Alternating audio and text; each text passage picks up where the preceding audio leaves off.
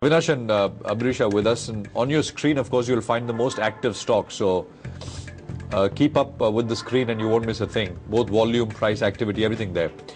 Avinnash, how do you see things? Bullish in the near term? I mean, next couple of weeks, or are you circumspect and bearish?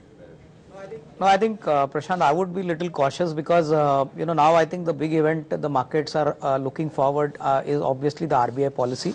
My sense is, a 25 basis point cut has already been discounted in the market. So anything more than 25 basis points also, only will cheer the markets. I think unless we get a 50 basis cut, I think the markets are not going to go anywhere. In fact, my sense is if at all Mr. Rajan announces a 25 basis cut, the markets may not actually go up. They might, see some fall. And more importantly, I think the kind of liquidity outflows we are seeing from the FIs, I think that is something concerning. August has been bad. September has also been pretty bad.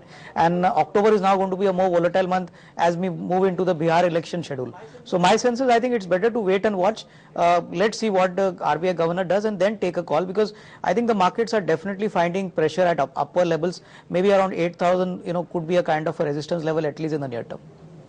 And on the downside?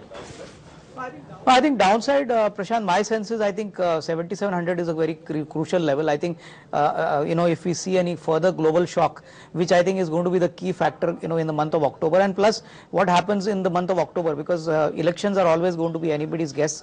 So I would say that 7,700 would be a kind of a last support. After that, I think it could be a free fall. Already there is talk, although people don't believe it, but they don't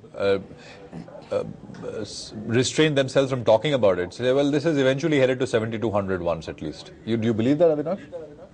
I think very much possible, Prashant, because the way the markets have corrected, and anything below 8,000 is definitely into panic territory. So, I think 8,000 was supposed to be a very, very strong support, but now it has been convincingly broken.